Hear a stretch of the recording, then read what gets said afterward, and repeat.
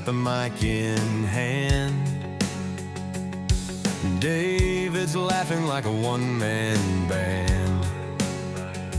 Talking disco, bell-bottom flares, and a little bit of scripture to say your prayers. It's the past, it's the present, it's the holy air. Sit back and join us, Bible Bibs and a prayer. Bible Bibs and a prayer, we're keeping it real.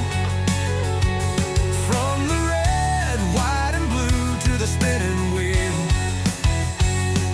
It's stories and devotion, good vibes to share. Come on and listen to Bible Bibs and a prayer. What's up, everyone? It's time, my friends, time for Bible Bibs and a prayer. Good morning, family, friends, the whole wide world. Welcome to your daily start. Hopefully this is your go-to space to wake up informed, focused, and ready for the day ahead. Now, whether you're sipping your coffee ice cold, heading out the door, easing into your morning routine, we've got just what you need. Quick insights, a little inspiration, a lot of not so funny jokes, and a clear look at what matters today. Let's make this morning count.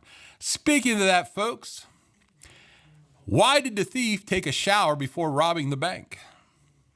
He wanted to make a clean getaway. Don't worry, I'll laugh at my own jokes, so nobody feels pressured out there in podcasting land. But let you and I thank God for another day we didn't have to set the alarm for, because we are already awake and we're blessed and we're ready to go. My name is Brother Jim, one half of the dynamic duo here on Bible Bibs and a Prayer. By day, a pastor of Roxford Church, and at night, a wannabe funny guy. I'd like to think being funny on a podcast is just saying things and hoping they age well in the next 10 seconds. But again, welcome to our show. Let's turn this in from a conversation into an experience. And now the moment you've all been waiting for. Joining me as well, always, is my co-host, still here despite several strong arguments against it. This man brings the jokes, the chaos, and just enough questionable opinions to keep things interested. A man who has promised to be on his best behavior, or we will see how long that lasts. And from what his wife and mother says, it won't take too long. Give it up for my partner in podcasting crime, a face that only a mother could love. The one and only Mr. David Keener, plus, one of my best friends in the whole wide world. Good morning, my friend. Good morning. How is life in Keenerville? It's good. I feel kind of out of sorts. I mean, we were on last week, but we taped a week ahead of time because of Easter. So I'm like it feels like it's all new again. So I know, and I did this a while back, so it's like, man, yeah, I'm off too. But hey, we got a new friend to join us here. I see that, yes. We got the Little Lynn, the little Lynster right here, our little gorilla, donated by Lynn. I understand this came from not your childhood, but your brother's. Yeah, well, I was around, but I don't recall the thing. That's what she said. Nobody remembers. So it was really memorable. Yes, but we've been entrusted, and we named it automatically Little Lynn. Yes. And I hear this little gorilla can be grumpy at times. Not that the Lynster could be grumpy. No, I'm sure you've never seen her grumpy at all in your life. Never. Yeah, I know some Sunday she's really pounding that piano board there. Keys. Makes me wonder what your dad did. And of course, we got Ida, Lee, and Dan, the chicken, the rooster. So we are just one big happy family. That's here. right. Still in search of an alligator, crocodile. So hopefully that will come to join us sometime. But how was the weekend? It was good. Weather was decent. I was still working on the lawn. I did the weed spraying for over the weekend to get rid of the weeds. So things are very green, looking very good. I've got the best lawn on the block. I believe that. Yeah. I believe that. Yeah.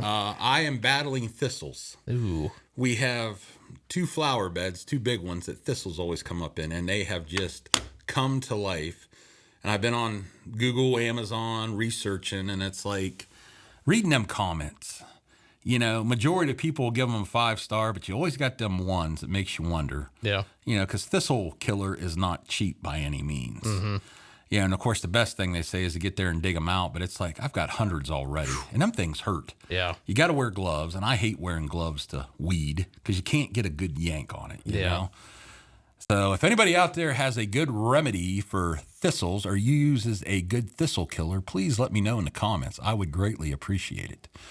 So, yeah, it's nice getting out there. The yard's finally drying up, and we're in full swing, already behind, as I've stated before. But I did get my forks for my Steiner, so we're going to start building some things. Yes. Nice. Yes, got all these pallets, nice big pallets.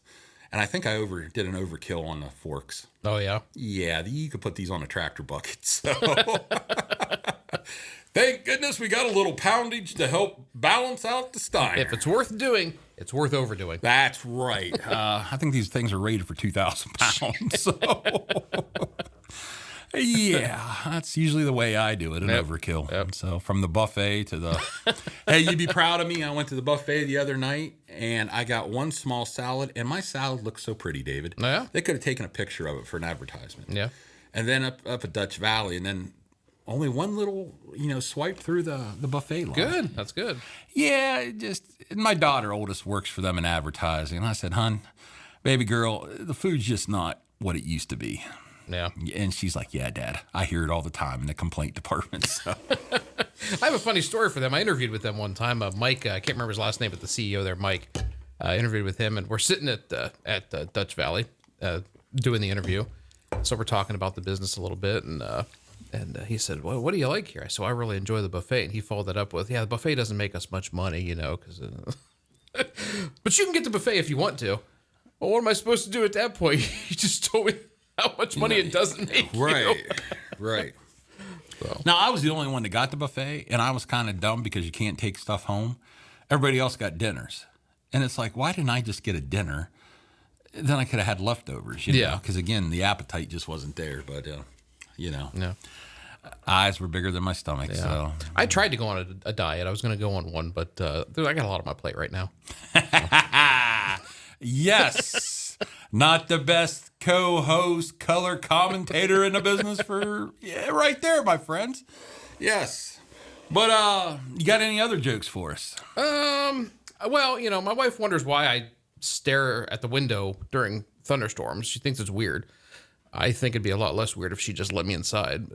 Now that one's good. That one is good. Can I get a squeal from you? Yes, that's a good one. I have that problem too.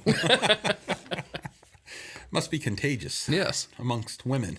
So, all righty. Let us remember another sunrise, another chance to shine, a chance to show the whole world and everyone around that you are one. Yes, you are one special person.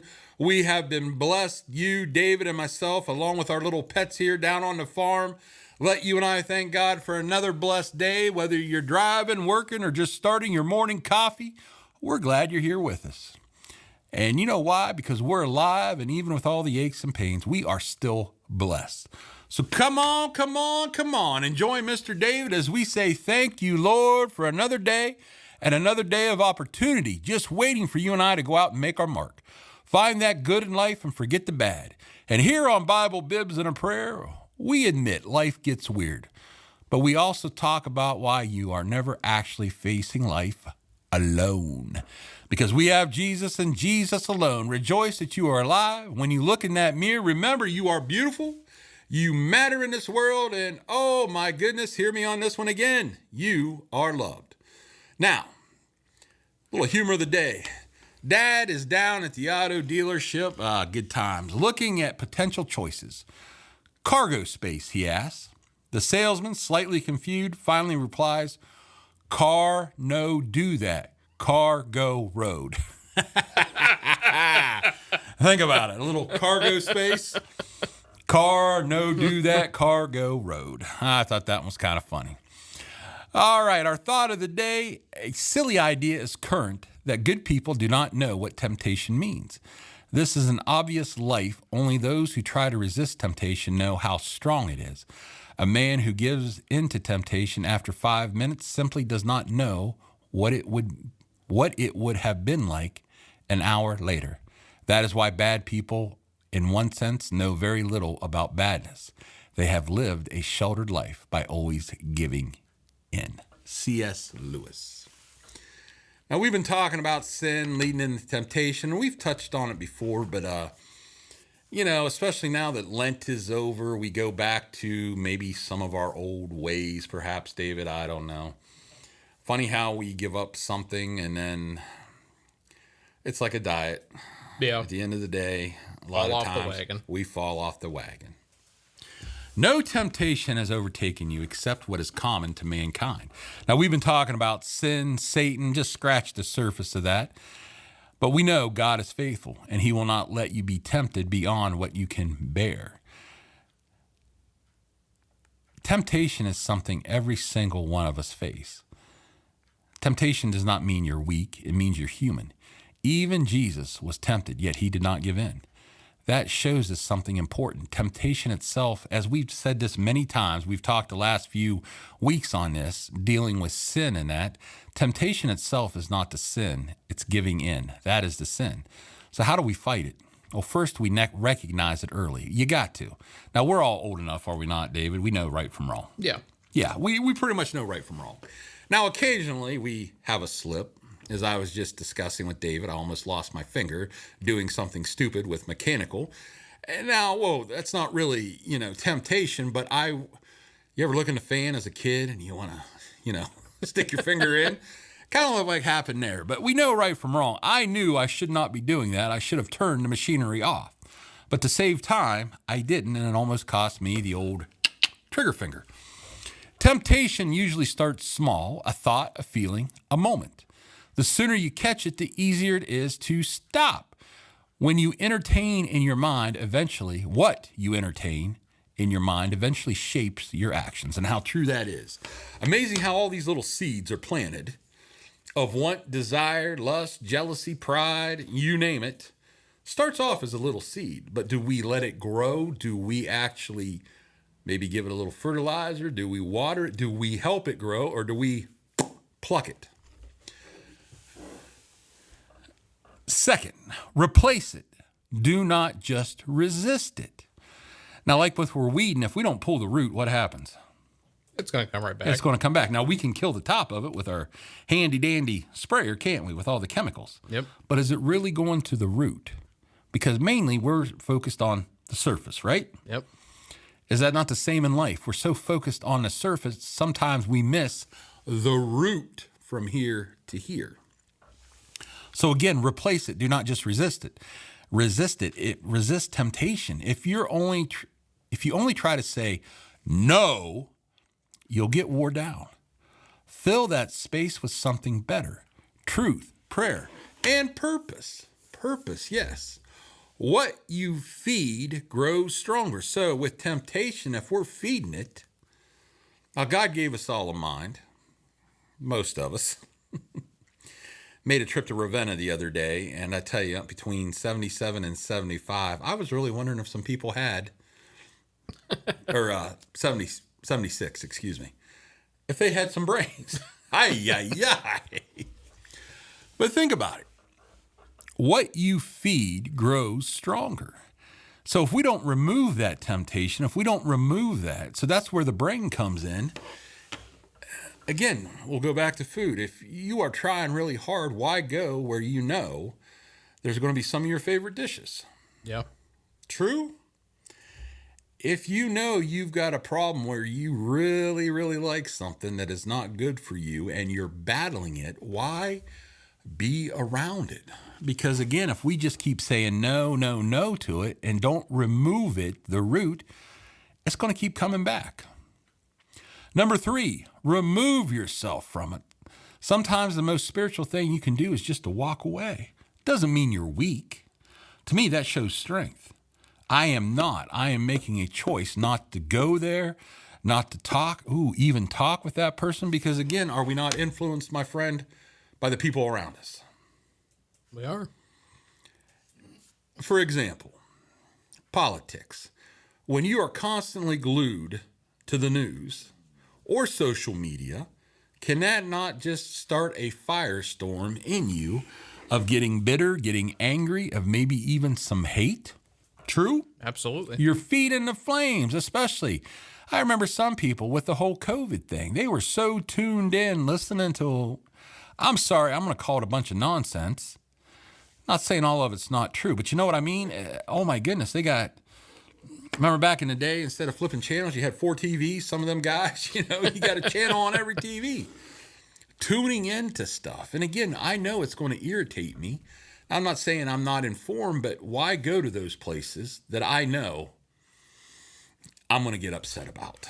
Yeah. Or enter into a conversation with somebody that has the exact opposite idea or feelings or opinion. Why talk about it? Talk about something else. Again, there's so many things we can talk about. And if it's that bad, just walk away from the person or avoid the person until you have the strength that you are strong enough to do so. You do not have to prove how strong you are. Wisdom is knowing your limits. And we all have limits, do we not, David? We do. We all got limits. We can only take so much. Think of that 5-gallon bucket. You can only fill it up so much before then what? It starts to overflow. And that's where our anger, irritation, hate, that's one of the big things. Our bucket can overflow. You ever just get to that point you just want to scream? You can't take any more stupidity. You can't. You ever have a coworker that just keeps running their mouth? Mm-hmm. Or you ever have that person that's done it all and what they haven't done isn't worth doing anyway? Right. I know some of them people in my life, and it's just like, can't you just go along with the conversation? They always gotta one up you. You go right ahead. Yeah. No, I said they have to. They have to one up you. Like if you say you did so, I did that plus this that. And... Hey, I just went to Egypt. Oh, I went to Istanbul in first class. Okay, I got Coke and peanuts. Oh, we had a fine. Yeah, good for you. But or the other one, and I am going on a tangent here, or a rant. But you and I are talking chickens. And somebody comes in and just totally dominates the conversation and starts talking about cars. Yeah. Where did we even, you got 3 or 4 individuals talking chickens or whatever the case may be. And then somebody, and I get it, they want to be a part of the conversation, but they automatically direct it to them in an idea or a thought that has nothing to do with, at least let the conversation come to an end and then interject yourself. Right. When you start getting the eye rolls and people start leaving the conversation, isn't that a hint? Some people just don't have good social skills. Social skills, that's right. Yeah, kind of like Bobby Boucher from The Waterboy. Finally, lean on God, not just your own strength. Fighting temptation alone is exhausting. Remember those ones we listed? I think there's 15 of them, David. Those are a lot of temptations that we have to fight. Yeah. Just common temptations, and maybe... I'm sure each one of us have our own little temptations that maybe most people don't. Again, temptation is a part of life, but it's what we do with it. And you were never meant to do it alone. Strength comes when you admit you need help. And that is a hard thing to do, Dave, especially as a man. Can't speak for a woman, a pig, or a rooster, or a monkey. Oh, sorry, gorilla. But yeah, it's hard to admit I need help. And at the end of the day, temptation will come, my friends, but it does not have to win. Every time you choose what is right, you are becoming stronger, more disciplined, and more aligned with who you are called to be. Something to chew on this week, my friends. Think about it and be honest. As we've talked about temptations, we listed those 15. If you want to hear them again, go back to one of the shows there. David, he's got everything on YouTube for us, all filed neat and nice. But again, and this is stuff we want you to think about because we face it every day, and just trying to be honest here. We all have our own temptations. So think about it. And here's the thing. It's okay to ask for help. It's okay to ask for prayer. That's one of the greatest things you can do. You go to the Father, but also turn to your brothers and sisters that you can trust. Let's be honest. Trust is a key thing in there because there are some people, good intentions, but before you know it, it's come back to you. Totally different story, but it gets out. So build up that inner circle of friends, brothers and sisters that you can turn to and say, hey, I need prayer with this, and this is why. And again, you don't have to go into great detail, but just enough to know, hey, I'm struggling with this.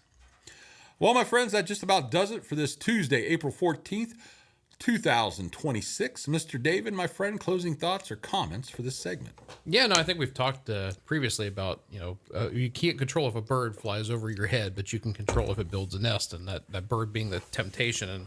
And I'm battling birds at home right now, trying to keep them from building a nest on my porch. And I've got those spikes up there, and they just build nests on top of those spikes, and you've got to pick them back up or they knock them down. So yeah, it's how much effort you put in to making sure that the temptation doesn't build a nest. There you go. Preparing yourself each and every day, each and every night. You think about what we could do. As David said, are we willing to put the work in to prepare for that so we can fight the good fight? All right, as we close, please remember you, yes, you have meaning, you have value, and most of all, you are loved. May God continue to bless you, and just as well, may you and I continue to thank our Lord, our precious, loving Lord above, for our blessings each and every day. And if we meet again, well, then we will smile and rejoice. And if not, then this parting was well made. Thank you for joining David and myself along with the barnyard here on Bible Bibs and a Prayer. This is the big guy, Brother Jim.